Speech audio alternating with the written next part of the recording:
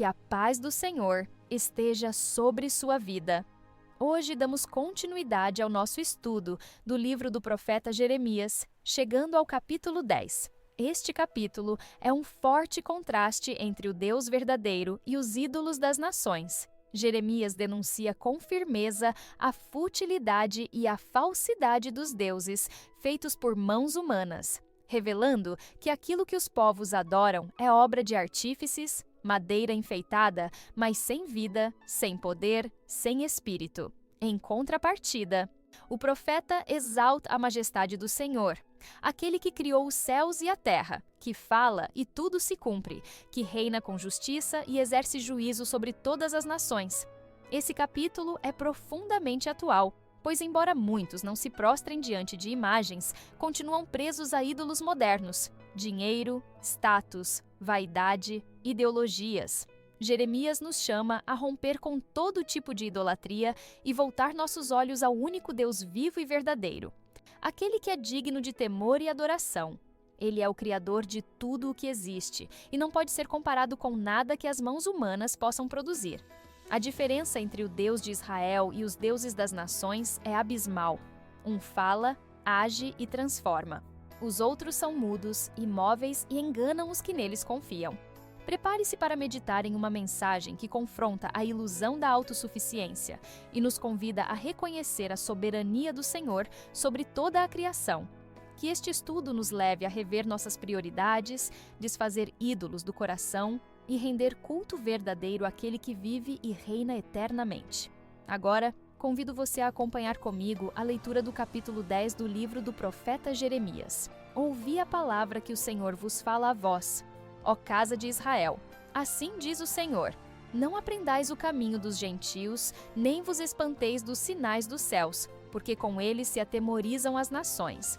Porque os costumes dos povos são vaidade. Pois corta-se do bosque um madeiro, obra das mãos do artífice, feita com machado, com prata e com ouro o enfeitam, com pregos e com martelos o firmam para que não se mova. São como a palmeira, obra torneada, porém não podem falar. Certamente são levados, porquanto não podem andar. Não tenhais receio deles, pois não podem fazer mal, nem tampouco têm poder de fazer bem. Ninguém há semelhante a ti, ó Senhor. Tu és grande, e grande o teu nome em poder. Quem não te temeria a ti, ó Rei das nações? Pois isto só a ti pertence, porquanto entre todos os sábios das nações e em todo o seu reino, ninguém há semelhante a ti. Mas eles todos se embruteceram e tornaram-se loucos. Ensino de vaidade é o madeiro. Trazem prata batida de Tarsis e ouro de Ufaz, trabalho do artífice e das mãos do fundidor. Fazem suas roupas de azul e púrpura. Obra de peritos são todos eles. Mas o Senhor Deus é a verdade. Ele mesmo é o Deus vivo e o Rei eterno. Ao seu furor treme a terra, e as nações não podem suportar a sua indignação. Assim lhes direis: os deuses que não fizeram os céus e a terra desaparecerão da terra e de debaixo deste céu. Ele fez a terra com o seu poder. Ele estabeleceu o mundo com a sua sabedoria e com a sua inteligência estendeu os céus. Fazendo ele soar a sua voz, logo há rumor de águas no céu. E faz subir os vapores da extremidade da terra. Faz os relâmpagos para a chuva e dos seus tesouros faz sair o vento. Todo o homem é embrutecido no seu conhecimento. Envergonha-se todo o fundidor da sua imagem de escultura, porque sua imagem fundida é mentira e nelas não há espírito. Vaidade são obra de enganos. No tempo da sua visitação virão a perecer. Não é semelhante a estes aquele que é a porção de Jacó, porque ele é o que formou tudo, e Israel é a vara da sua herança. Senhor dos exércitos é o seu nome. Ajunta da terra a tua mercadoria, ó tu que habitas em lugar sitiado, porque assim diz o Senhor: eis que desta vez arrojarei como se fora com uma funda aos moradores da terra, e os angustiarei, para que venham a achá-lo, dizendo: ai de mim por causa do meu quebrantamento. A minha chaga me causa grande dor. E eu havia dito: certamente isto é enfermidade que eu poderei suportar. A minha tenda está destruída, e todas as minhas cordas se romperam. Os meus filhos foram-se de mim, e não existem. Ninguém há mais que estenda a minha tenda, nem que levante as minhas cortinas, porque os pastores se embruteceram e não buscaram ao Senhor. Por isso, não prosperaram, e todos os seus rebanhos se espalharam. Eis que vem uma voz de rumor, grande tremor da terra do norte, para fazer das cidades de Judá uma assolação, uma morada de chacais. Eu sei, ó Senhor, que não é do homem o seu caminho, nem do homem que caminha ao dirigir os seus passos. Castiga-me, ó Senhor, porém com juízo, não na tua ira, para que não me reduzas a nada. Derrama a tua indignação sobre os gentios que não te conhecem e sobre as gerações que não invocam o teu nome, porque devoraram a Jacó e devoraram-no e consumiram-no e assolaram a sua morada. O capítulo se inicia com uma advertência direta. Ouvi a palavra que o Senhor vos fala, ó casa de Israel. Deus chama o seu povo à atenção. A introdução já é, por si só, um sinal de alerta. Israel não estava ouvindo a voz de Deus, mas se deixando influenciar pelos costumes das nações ao redor. E o Senhor, em sua misericórdia, mais uma vez estende sua palavra, não para condenar diretamente, mas para instruir, para corrigir, para salvar. Em seguida, vem a ordem. Assim diz o Senhor: não aprendais o caminho das nações, e não vos espanteis com os sinais dos céus. O povo de Deus não deveria imitar os padrões do mundo pagão, nem se deixar levar pelos temores supersticiosos. Os sinais celestes, que assustavam os gentios, não deviam causar pavor àqueles que conheciam o Criador dos céus. O profeta, então, começa a descrever, com certo tom de ironia, o processo de fabricação dos ídolos. Porque os costumes dos povos são vaidade, pois cortam do bosque um madeiro, obra das mãos do artífice, com machado. Com prata e com ouro o enfeitam, com pregos e martelos o fixam, para que não se mova. O absurdo da idolatria é exposto com clareza. O povo confiava em objetos que eles mesmos criavam. Transformavam madeira morta em algo a ser venerado. E quanto mais enfeites e adornos, mais aquilo parecia divino aos olhos dos ignorantes. Mas no fundo, não passava de obra humana, estática, limitada e inútil. O contraste é evidente. São como um espantalho num pepinal e não podem falar. Necessitam de quem os leve, porque não podem andar. Não tenhais receio deles, pois não podem fazer mal.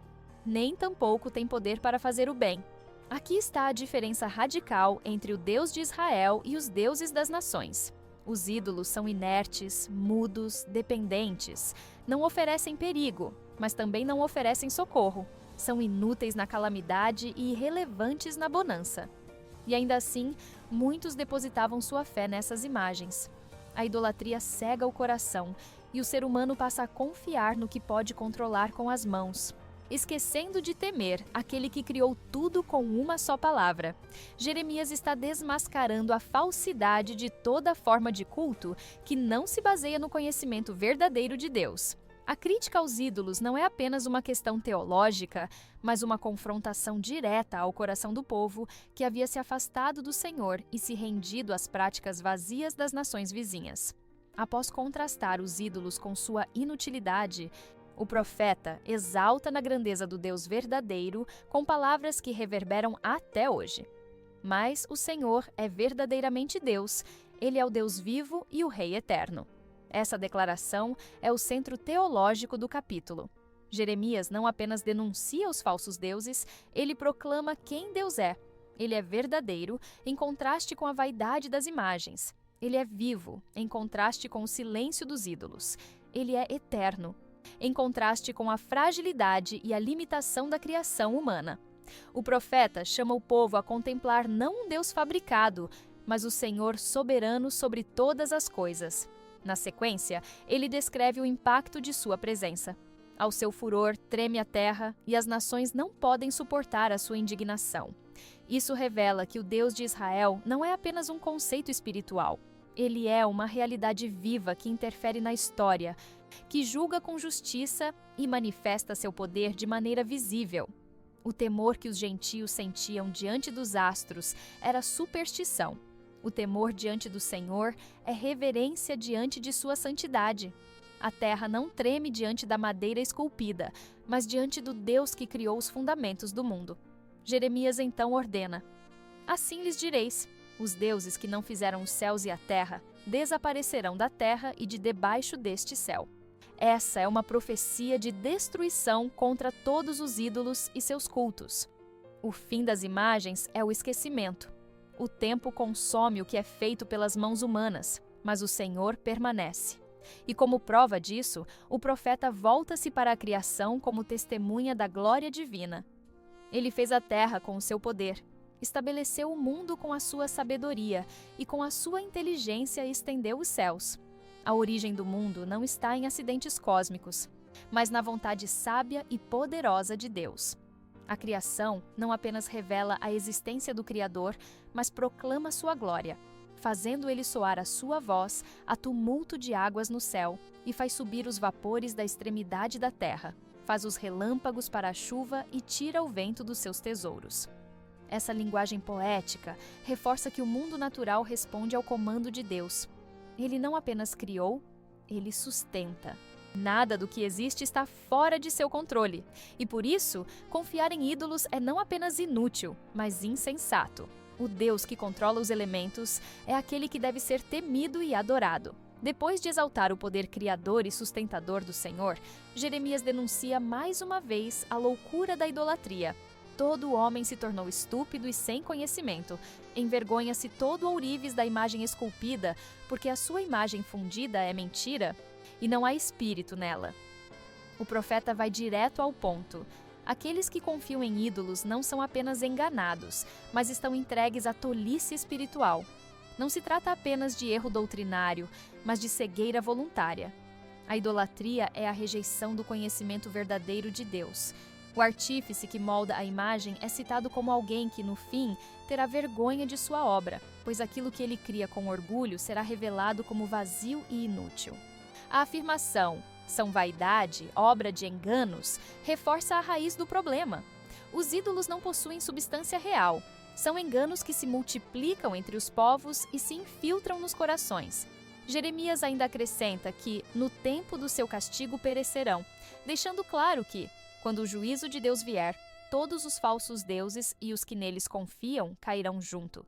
Isso nos remete à visão de Apocalipse, onde os ídolos das nações e toda a estrutura que sustenta o engano são destruídos no juízo final. A glória de Deus será manifesta e tudo o que é mentira será dissipado como fumaça. Em contraste com os ídolos, o profeta declara com firmeza: a porção de Jacó não é como eles, porque ele é o Criador de todas as coisas, e Israel é a tribo da sua herança. O Senhor dos Exércitos é o seu nome. Essa é uma afirmação poderosa de identidade e pertencimento.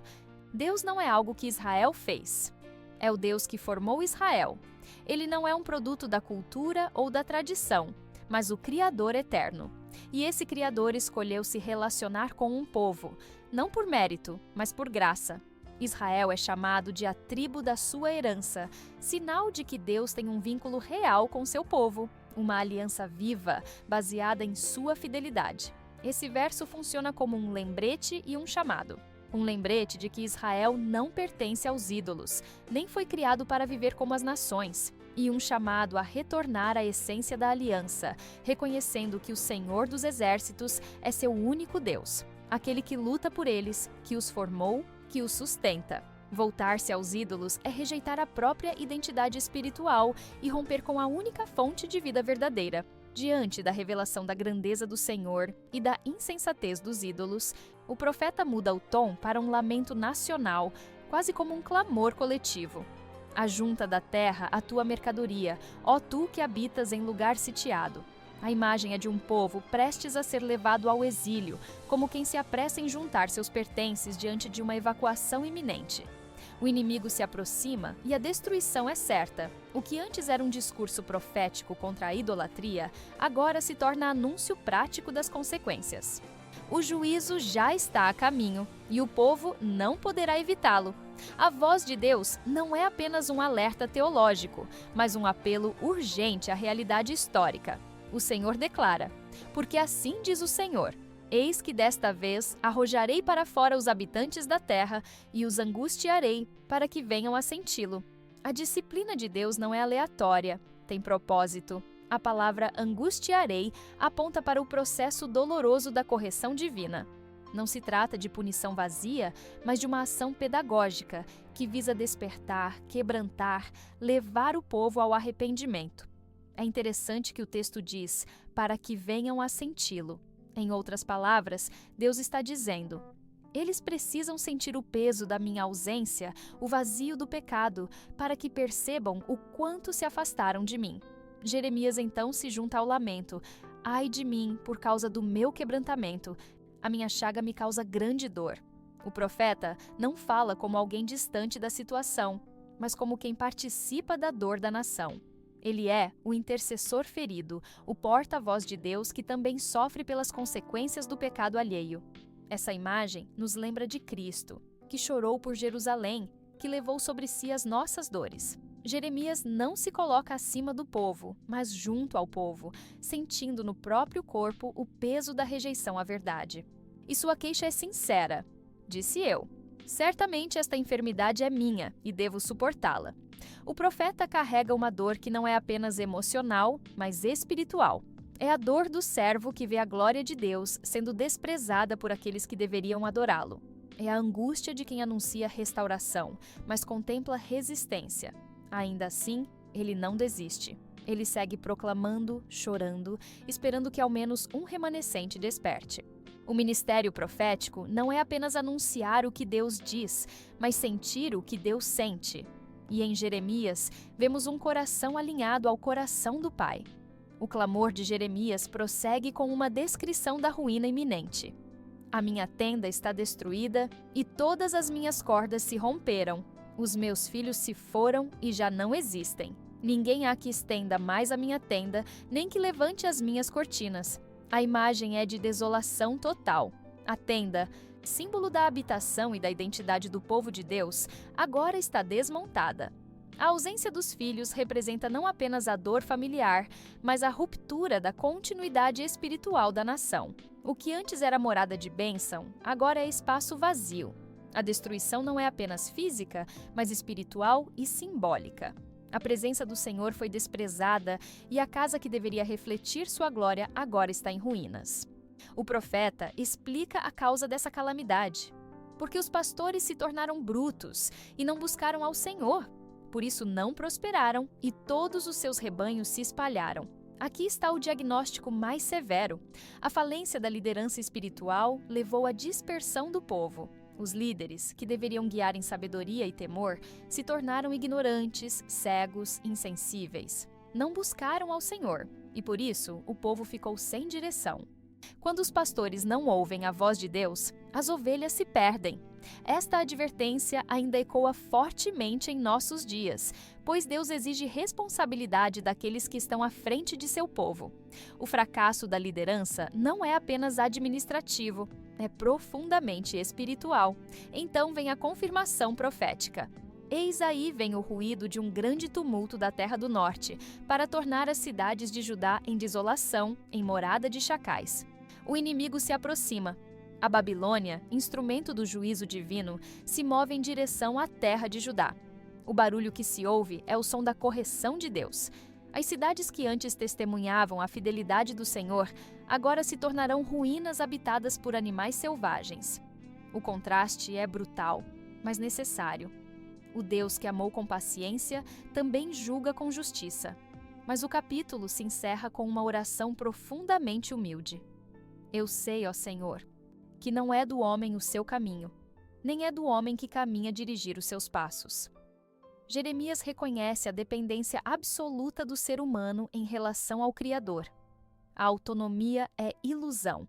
Sem Deus, não há direção, não há sabedoria, não há vida. E ele clama: castiga-me, ó Senhor, mas com juízo, não na tua ira, para que me reduzas a nada. É um pedido por disciplina com misericórdia. O profeta sabe que o castigo de Deus é justo, mas roga para que seja moldado e não destruído. Essa oração encerra o capítulo com esperança. O juízo vem, mas ainda há lugar para arrependimento, para restauração, para retorno. Agora, convido você para uma breve oração. Senhor, meu Deus e Pai, te agradecemos por tua palavra viva e fiel. Reconhecemos, assim como o profeta Jeremias, que sem ti não sabemos para onde ir, nem temos sabedoria suficiente para conduzir os nossos passos. Perdoa-nos por tantas vezes termos dado ouvidos a ídolos do nosso coração, confiando em nossas próprias forças e rejeitando tua direção. Que não sejamos como aqueles que adoram o que é vão e passageiro, mas que vivamos para glorificar ao único Deus vivo e verdadeiro. Ensina-nos a buscar a tua vontade acima da nossa e a viver com reverência diante da tua presença. Em nome de Jesus Cristo, nosso Senhor e Salvador, oramos e agradecemos. Amém. Agradecemos pela sua presença aqui neste canal de estudo, onde vimos o capítulo 10 de Jeremias. Prepare-se para nosso próximo estudo, que será o capítulo 11. Se esta mensagem tocou o seu coração, compartilhe-a com aqueles que precisam ouvir sobre o amor, a justiça e a soberania de Deus. Cada compartilhamento é uma semente lançada em solo fértil. E o Senhor, em sua infinita graça, abençoa aqueles que dedicam suas vidas a espalhar a verdade de sua palavra. Junte-se a nós nesta missão de alcançar mais vidas com a mensagem do Evangelho. Compartilhe este estudo com amigos, familiares e em suas redes sociais, permitindo que mais pessoas conheçam a fidelidade do Senhor e encontrem segurança em sua presença. Que o Senhor abençoe sua vida abundantemente, renove suas forças e o guie em cada passo do caminho. Amém.